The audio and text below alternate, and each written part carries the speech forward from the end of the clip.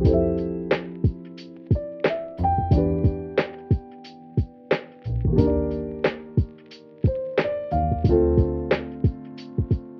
Alana. I use they and she pronouns. And I'm Jessie. I use she and her pronouns. And And we're we're making making mentions. mentions. Making Mentions is an organization providing radical Jewish education. This is the artist series where we showcase queer, Jewish, anti-Zionist artists. Today we're talking to Astera.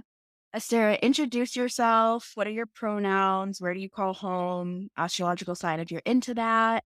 And what kind of art you make. Ooh, okay. Hi, I'm Astera. I use she, they pronouns, and I don't like to disclose specifically where I'm at, but I am based in Iberia, Separad. I'm an Aquarius. I am very proud of that sign. Really like it. I never really called myself an artist, but I guess I've learned that art can be many things. I've gone into photography a bit the past few years. I also have been writing for a while. I dabbled in some pottery, but and then there's music. There's that. I don't know. I feel like that label of artist is just you think of someone like ginormous in a museum. But yeah, I guess that's what I do.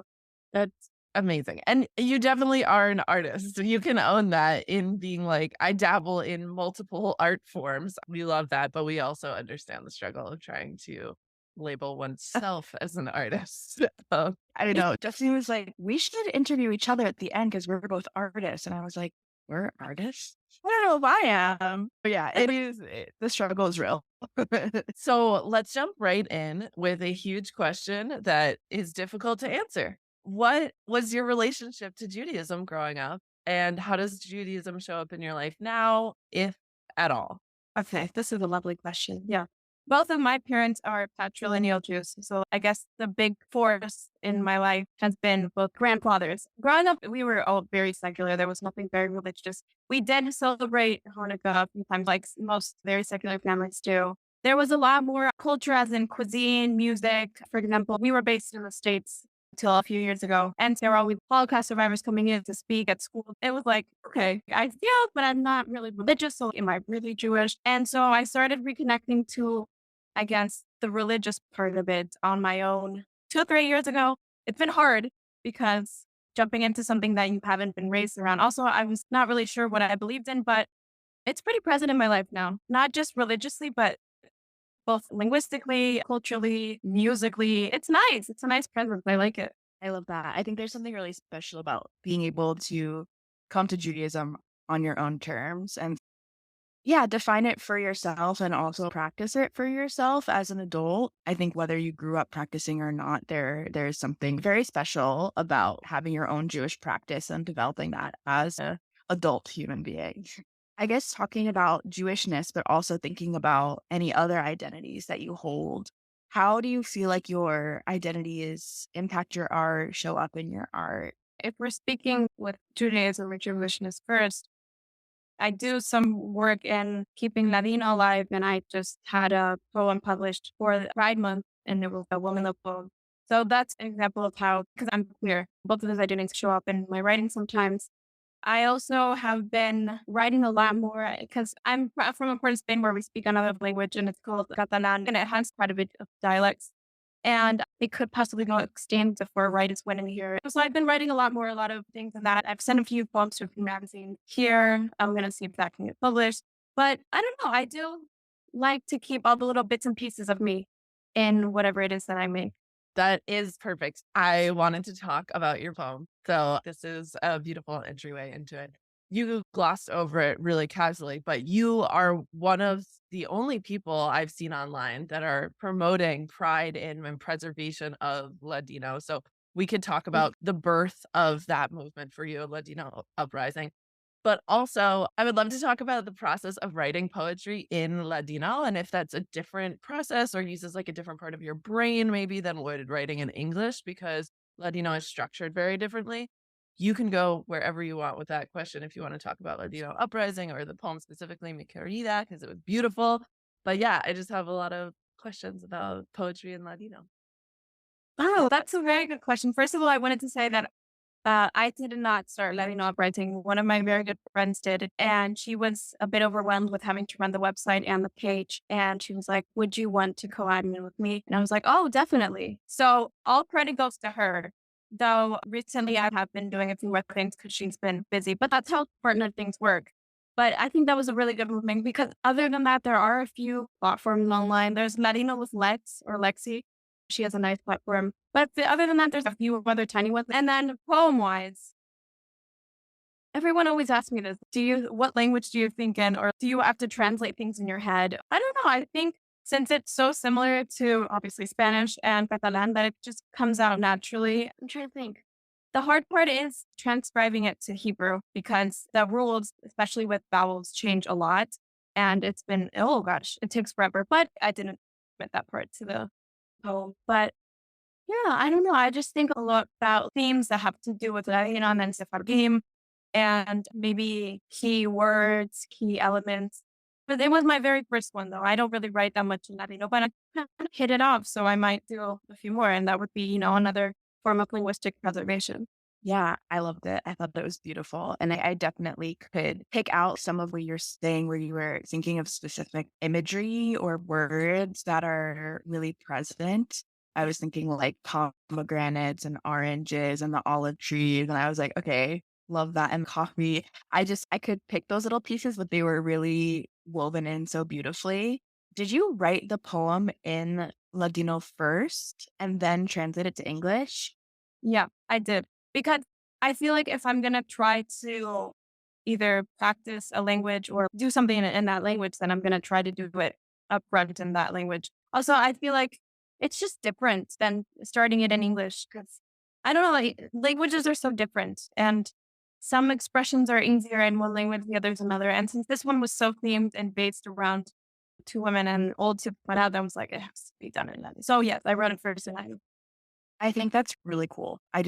I really love that idea. And I think it's also incredible how beautifully it translates to English. I wish that I could read it in Ladino because I'm sure that it would hit differently to be able to read it that way.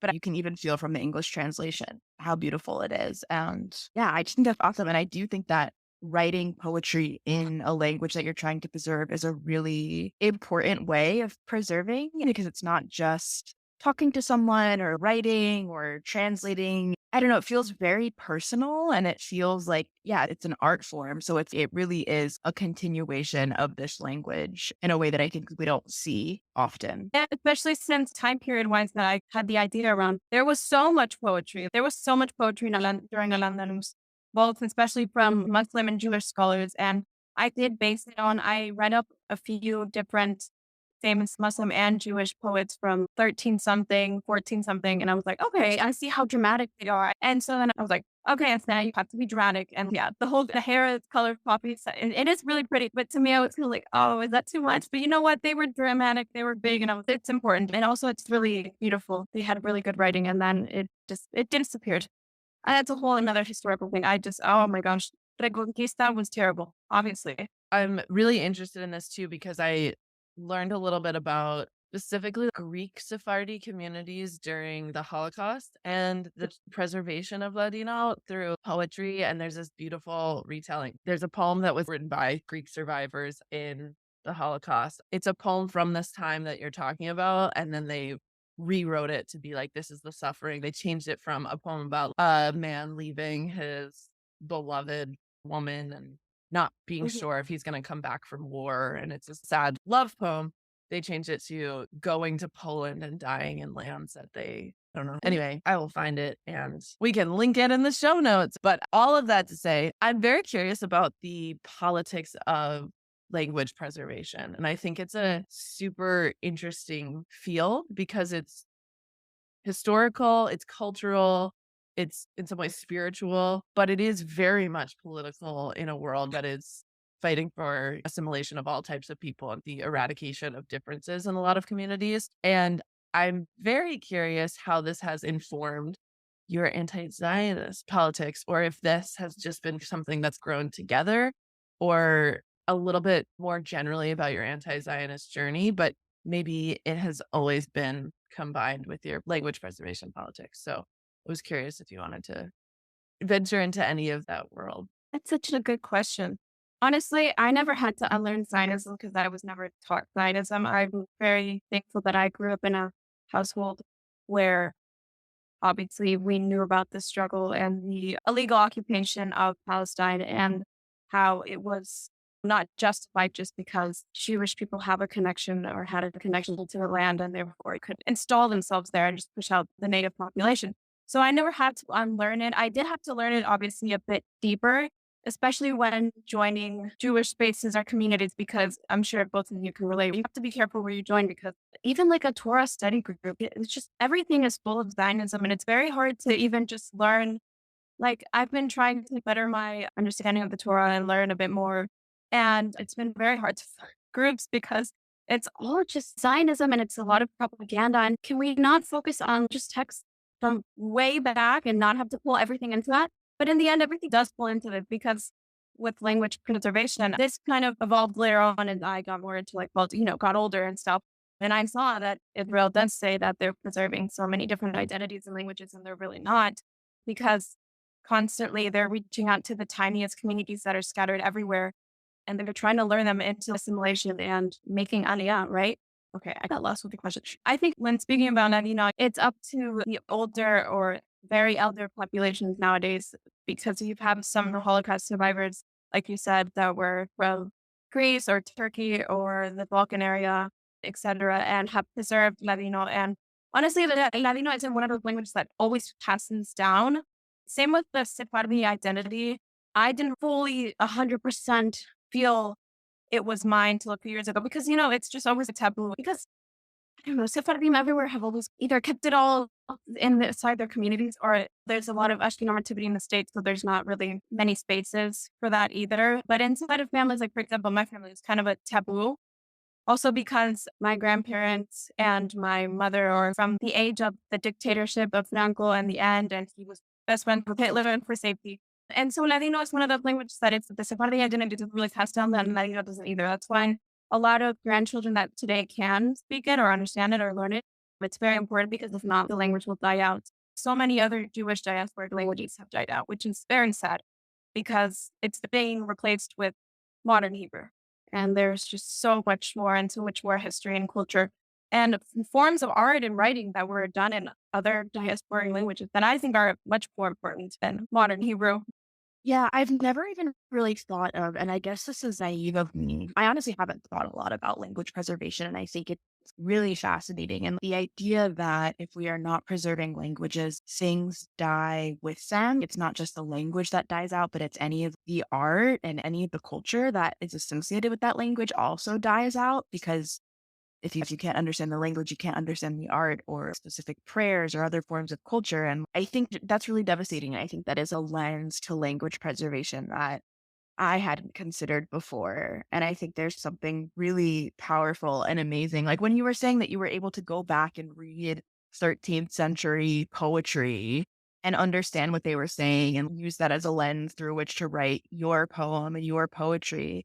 That's so cool. I would love to be able to go back and read poetry written in the 13th century, and I don't have the tools to do that. I think that's just another layer to why this language preservation is so essential. But going off of what you were saying about modern Hebrew, I think modern Hebrew oftentimes is used to uphold Israel and Zionism because this is the language that is associated with Israel. It was created for that in a lot of ways. And so I think that's an important lens to think about it through because I think it's another tool that a lot of Zionists use and weaponize. And we know that outside of this conversation, you've written about the ways that the colonial creation of modern Hebrew harms the preservation of Ladino.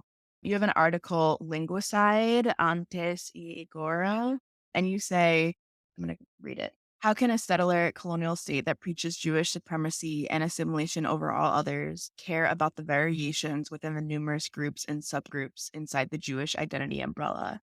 The answer is simplicity itself. It can't and it has no interest in doing so. Can you talk more about your research and I guess you touched on this, but how your anti-Zionism has informed your linguistic preservation politic? Yes. Okay. It's hard at first to get through the propaganda because when you first look up Ladino or that the majority of the speakers today are in Israel, and you're like, oh, okay, there are so many, you would think that there's some sort of preservation. And I guess there might be some school or some community or something that does keep it alive, but you can't give that so much weight. You can't just expect this state to be the only thing that keeps this language alive worldwide, because there has to be tools and resources for everyone all over that aren't just based in occupied Palestine. And it's hard to see through that propaganda at first. But then you do see a lot of the history behind how a lot of Sephardim, especially North African Sephardim, were forced to move to occupied Palestine. And you start to wonder, do they really care about the differences and practices and languages and cultures that these other Jewish people bring? Or is it all just, it's like the States. You know how the United States always likes to preach that they're loving and accepting of everyone. And, oh, we have so many people from so many countries living with us. Oh, we love everyone kind of thing. It's that same thing, but with the Jewish identity. It's true that there are a lot of people that are second or even third generation, quote unquote, Israelis there that now do feel that sort of nationality. But you can't be a settled colonial state and actually care about preserving all these important bits and pieces of the people getting forced to move there. It wasn't even voluntary, and you whipped them from everything that they knew. Many of them wanted to return, couldn't, and had to assimilate. How did they assimilate? They assimilated into whatever culture they were exposed to, forced to be exposed to, and then, of course, the language. That's a big one. And I had to inform myself pretty well because I had an idea of, oh, Ladino has always been really big in the different Sephardi communities all over diaspora. And I was like, okay, but how does this new quote unquote ethno state of Israel play into this? It already quote unquote existed before me, but you had to start wondering, are they actually after preservation? Are they interested in keeping anything alive? And I think it's all just a cover. I think you guys understand, and it's pretty clear that they don't care. And there is that hierarchy installed between Ashkenazi Jews and then Swana Jews and Sephardim and then Beit Yisrael. So when the majority isn't invested in that, or even from that kind of upbringing and culture, I don't think they would be very interested in keeping that alive. And if the government doesn't help either, then, there you go. 100%. And I'm going to out myself a little here. I did listen to your first episode on your podcast, which we can talk about in a second. So I was a little prepared with this background info and knowing that you had all this incredible, rich information to share. So I was so hoping you would bring it up. And you did. Amazing. But you're 100% right. This weird missionizing kind of we're saving the Jews project that Israel has embarked on, and the myth of Jewish security and safety being bound up in a Jewish state, and specifically a Jewish political state with borders from 1948 or whatever. All of this to create the idea that they had nowhere else to go, quote unquote, all these Jewish minorities. And then it insulates Israel against claims of racism and ethnocracy by saying it's the most diverse Jewish place in the world, or we have all this diversity. But meanwhile, there are Ashkenazim in the streets protesting African migrants coming, and they're trying to mandate Hebrew as the only language in Israel. And so all of these things, right? Like you're saying, you're like, oh, okay, if you're really a state that's for immigration in your state that's for language preservation, you wouldn't have these other policies. And we're not even talking about the government decisions that have happened in the past month to further isolate and stratify Israeli society and reinforce this religious ethnocracy.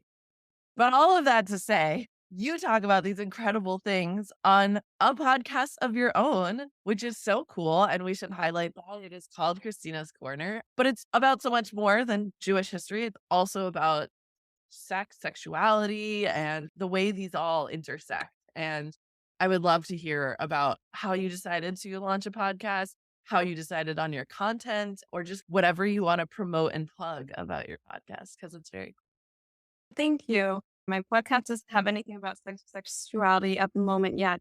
I think I want to be a sex therapist. I thought I had it clear until now. I'm not really sure. So I did do quite a bit of writing for quite a few magazines and whatever. And I was like, oh, I should maybe start a podcast because everyone had a podcast. And I was like, what is it going to be about? And I was like, you know what, just everything. And then whatever comes out. I did narrow it down to just now it being a series called Our Many Voices, where I interview a lot of other Sephardim and we hear and talk about the differences in their different practices and their culture that might be different from mine, and in the various identities that exist between Sephardim. Each episode, I have 3 hours now. Each episode kind of focuses on something specific. My very most recent one was about language preservation, actually. That one was a very interesting one. And I had Son on talking about Sephardim in Mexico and how that identity is very different to the Sephardim in the Mediterranean. That one was very interesting. And then My very first one, which was with Jeremy about Bnei Anasim, those Sephardim who have Jewish roots and culture that have been passed down behind the public veil or face of Christianity. So just generations that have converted to Christianity while keeping Judaism alive in their households. There's also another term for that. It's a bit different. It's called marrano here in Spain and in Portugal, which is basically the same thing. You would mass converted, whether it was in 1492 or if it was more recently. But you keep holding on to and teaching the upcoming generations about whatever tiny bits of Judaism you do know. And that is a complicated identity. And so I was like, you know what? Sephardim already have such a complex and diverse identity within them. I was like, it would be fun to get to interview a bunch of other people. It's been a pause now because it's summer, but I do have another one coming up soon, but they're on vacation. I'm going to go on vacation, but I'll get it done. Yeah. We know a lot about the difficulty of maintaining consistent podcast episodes. So there's no shame or need to justify that. But that is so cool. The talk about archival work and the act of preserving is you are documenting these conversations so that the next generation, the next person who comes along and is like, what already exists out there about Ladino is such a credit to the field that you're doing this work. I didn't even think about it that way. Of course, it's going to be around because in my mind, I'm like, oh, something I'm going to dabble with now and then later on.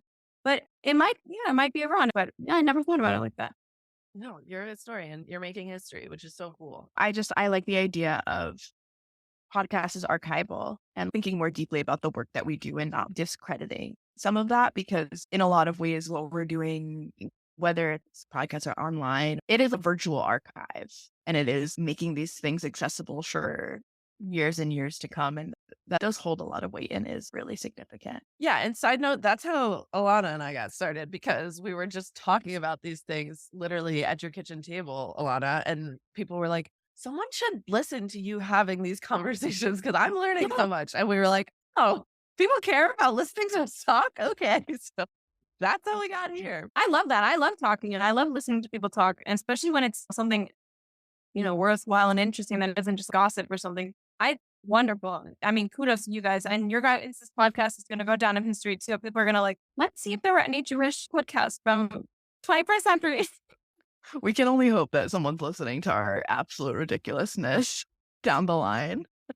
I love that.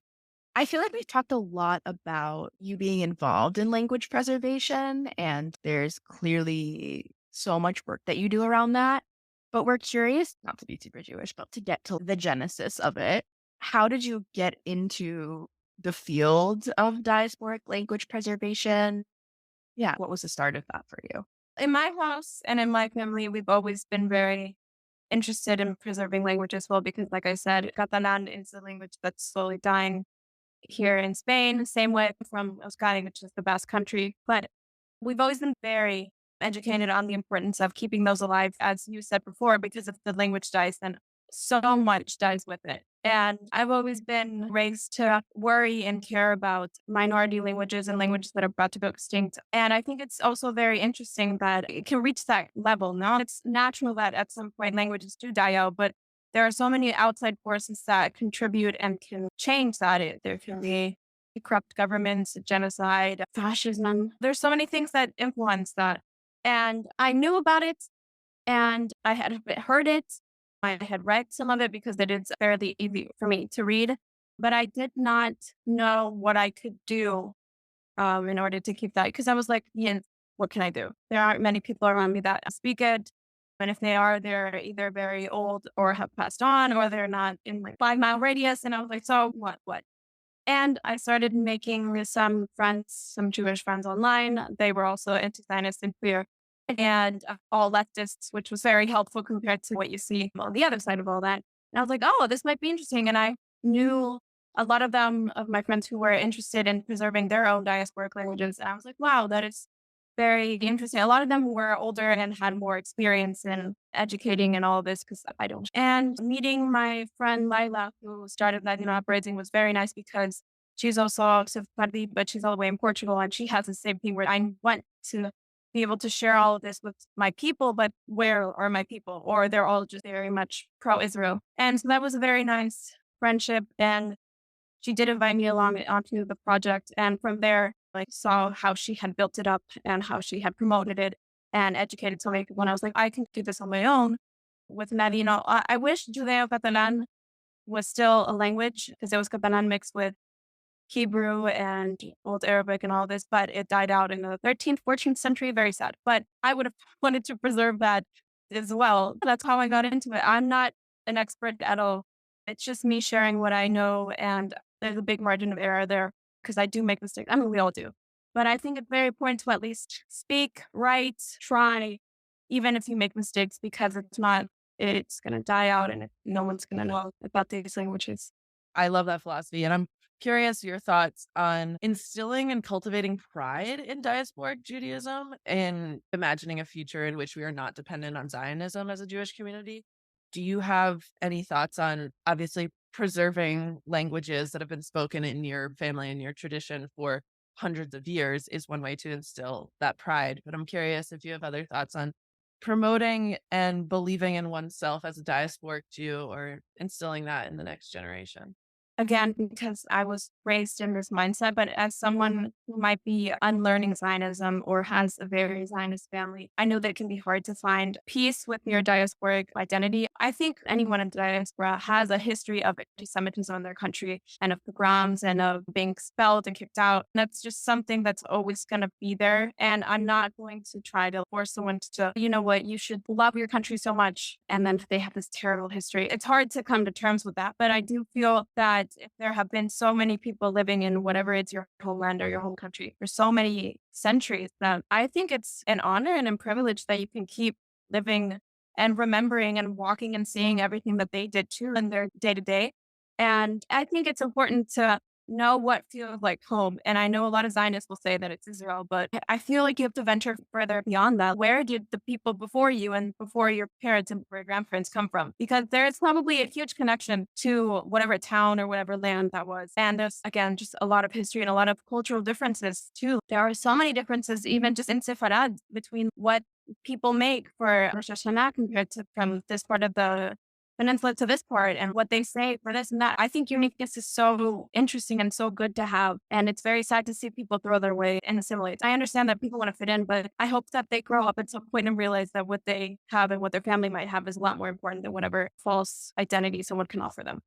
I think that as a community, but just in general, or maybe not talking enough about how important these things are and how important preservation over assimilation is. And I think that can be hard because, of course, a lot of times assimilation is coming out of a need for safety or protection. So obviously there's nuance. But for people who do have the space to focus on whatever their familial or ancestral culture, language was, I think it's important that we start to unpack those things. And I do think it's so cool to see so many young Jews doing that.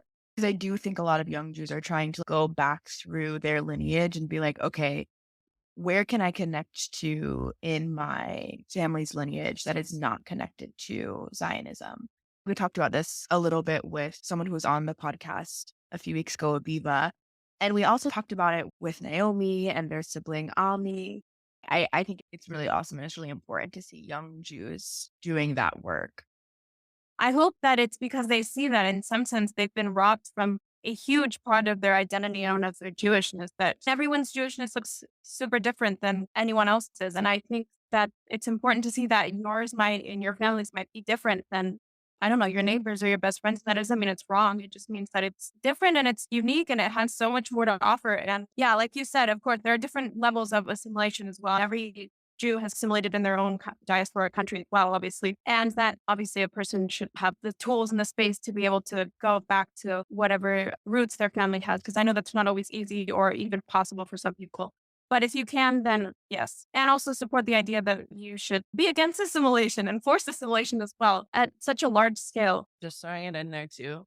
that interest in Judaism and interest in religious communities would increase so much, and does increase so much for young people when they see themselves there. That's why queer Judaism is so important. And that's why all of our identities being validated within Jewish spaces is so crucial to the survival of Judaism. And that's why inclusive Judaism is the key to keeping people involved and engaged in the 21st century, when you can do whatever you want. So anyway, that's just my aside about if people knew that their cultures could be represented in their Hebrew school classroom instead of the standard way we celebrate Rosh Hashanah with apples and honey or whatever that we keep teaching, we would get many more people and children specifically involved and invested in a way that I don't think we've done a good job of in Jewish education. I think with what you were highlighting, Astera, was just so much of making Judaism about assimilation to a specific form of Judaism is grounded in Zionism and is part of Zionist propaganda, and not embracing the fullness of Judaism and Jewish culture and practice, and understanding that there's so much variety under that umbrella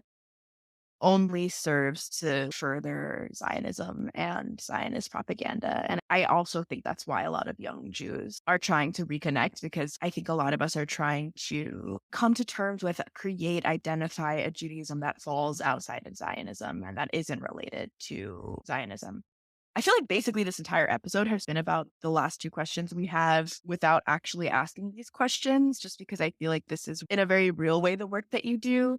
We usually ask about the idea of art as resistance, and also how art can help us communicate with our elders or with past generations. And I feel on a very obvious scale, preservation is resistance, and preservation of a language like Ladino is resistance, and also simultaneously helps us communicate with our elders and past generations.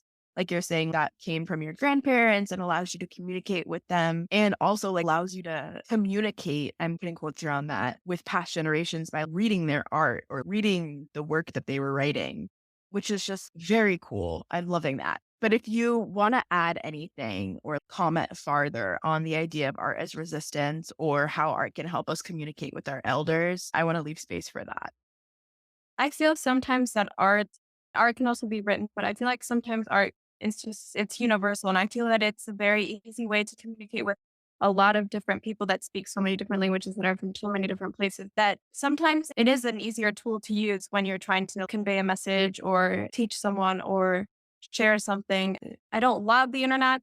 I do have my things against it, but I will say that it has facilitated all of this. It's been a lot easier. Ethically, probably not, because there are a lot of people that share and repost and whatever, a lot of artists art without crediting them or paying them. And that is obviously unethical and wrong. But it is nice that when you do see ethical art from all over, you can grasp it easier than maybe, I don't know, 50 or 60 years ago, where you actually had to displace yourself and have the money to be able to do that. And I think that since art has always been around and it's just constantly evolved with the pass of time, that it is absolutely a way to connect with your elders, whether that be through, and with the resistance, through preserving the languages that your family speak, or even just artwork. Judaism has so much art. For example, this is a very outdated example, but henna was used in Al-Andalus, so the Iberian Peninsula, during Al-Andalus till 1492. That was still been preserved. Then I'm sure that today, like in many other countries in the Mediterranean, that mothers would be doing henna on their daughters and say, oh, this is what your grandmother would do to me. This design comes from blank. And I think that's a very good way to keep culture alive and also connect and learn from what you came from and with your ancestors. There are other examples that I can think about, because henna isn't used in Iberia anymore today, obviously. But I think that one's a good one. And yeah, since it's universal, I think anyone can understand it. Everyone can have their ideas on it. You can communicate pretty easily. And it's important. I would be very sad. I don't, obviously, with humans, there's always going to be art. It'd be really sad to see art go down. Well, with AI, the thing is rocky. That's a very terrible force that's come in. Yeah, absolutely love everything you just said. And you were making me think about the importance of innovation in Judaism, and that innovation in Judaism has been happening since the 1300s before then. And so the ways that cultures in which Jewish communities have been situated have influenced and blended with Judaism to become these beautiful practices that we still have today is so important, because I do think sometimes, specifically Ashkenazi Jews, we gatekeep Judaism by being like, we've been doing it this way since 1250. And it's like, no, it's changed a lot. Let's be real. It's always been influenced by other cultures. So it's really cool to hear about different practices and the way that we can embrace that as part of our tradition. And it has always been influenced by the communities in which we are situated. Okay. Sorry to throw all that at you and then go to this question. If you could leave all of our listeners with one message, what would it be? This is the question I stressed most about because I was like, what am I going to say? Because I'm 19. It's not like I'm this, I don't know. I'm not, I don't I want it to didn't know be you were 19. That's crazy. You're literally wise beyond your years. I had no idea. I literally would have guessed like Freaking that you out right were my age. That's unbelievable. Wait, how old are you? As your elder, I'm so glad to Literally. you're communicating with our elders in this episode. That is hilarious. Oh my God. I'm 26 and Jesse is 28. Whoa, okay, for Yeah. that. That's such a tough question. Ooh, so I feel like a quote that's very good and is really important is the one where it's, if you're on the right side of history or something like that, it's not supposed to be easy. And Mm. I wish that a lot of young Jews, especially, realize that being an anti-Zionist isn't always going to be the most comfortable or accepting or even easy identity or politics. It's very difficult. And this is in no way saying, oh, it's so hard. And obviously there are Palestinians dying. That's not what I'm saying. But it's hard to have. And especially in so many Jewish spaces, the whole idea is that 90% of Jews are Zionists. And so to be that 10% is hard. It's better to be doing what is obviously right, morally and ethically and culturally, than to just let yourself go and have everything just be handed to you and just go against everything that honestly your ethno-religious stands for, because Judaism does not stand for any of the things that are going on in occupied Palestine. It's very frustrating and honestly disheartening and disgusting to see people use religious texts. See, I did this because blank. I don't know. They forget the basics. I would just say, yeah, that it's not an easy identity. It's not supposed to be easy. And the other thing I said about, if you're learning a language, it doesn't have to be an ancient language at all. It can be anything. Or if you're learning something, just try. And it's okay to make mistakes. I didn't almost lose Spanish for me, for example, but I almost did lose Catalan, which is a very important language to me right now. And it always has been, but I almost lost it. And I remember my mom was always like, no, try to speak, even if it comes out funny or even if you have an accent. I feel that there is so much pressure and there's a lot of stigma between in these spaces where younger generations want to learn their parents' or grandparents' language and they are faced with, oh, why do you sound like that? Or like with Spanish, the no sabo kid. And it's like, they're trying and it's more than probably what you're doing. So anyway, try, you're going to make mistakes. That's the part of it. It's the point of it. I think that both things are really profound and important. I think you're right. Yeah, I think that obvious, like you said, there is a nuance to being like, it is hard to be an anti-Zionist Jew when we're talking about Palestinians literally being murdered and kicked out of their homeland. But both those truths can exist. And yeah, it's true that sometimes being on the right side of history is the hard thing to do. But that doesn't mean that we shouldn't do it. And also, I think what you said about learning language is so real. I feel like I need that reminder constantly. I know a tiny bit of Spanish and I always am like, I want to be more fluent. And I hold so much embarrassment and shame over trying to speak to people who do speak Spanish and then being like, I'm going to mess up or it's going to come out wrong. And I get that reminder from other people I know who speak Spanish a lot where it's just like, that's okay. It's okay if you mess up. You just have to try to do it. And I do think that is a really important thing to remember for people because, yeah, learning languages is fucking cool. And shouldn't we all want to be able to speak to more people and understand more art and more literature? Or even travel, get to know other people. I think it's very important that when you go to other places that you at least know how to say the basics in whatever languages that they speak. And I assure you that if you're going to try to be more fluent in Spanish and you do that with other Spanish speaking people, they're going to thank you so much. They're going to be like, thank you for learning our language and trying. But I understand the embarrassment. I get that. I know that speaking a language that isn't your native language can be very embarrassing, especially if you're a proud person where you don't want to mess up and you want it to be perfect right when you learn it. But it's not going to work like that. But yeah, I say go for it. You can do it. I love that. Thank you so much for being with us. Truly, I think that this was such an informative conversation and I feel like I'm inspired to learn more about language preservation just from this conversation. So I hope that other folks who are listening also take the time to look into all of the work that we talked about, which will be linked in the description. And yeah, just delve into their own history and lineage and think more about what it means to preserve culture and language. If you want to highlight any work, let us know. We're going to highlight whatever we talked about here.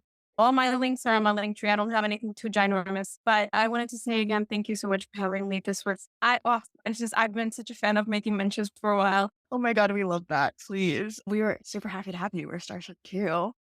Okay, amazing. So I'm going to link everything in the description.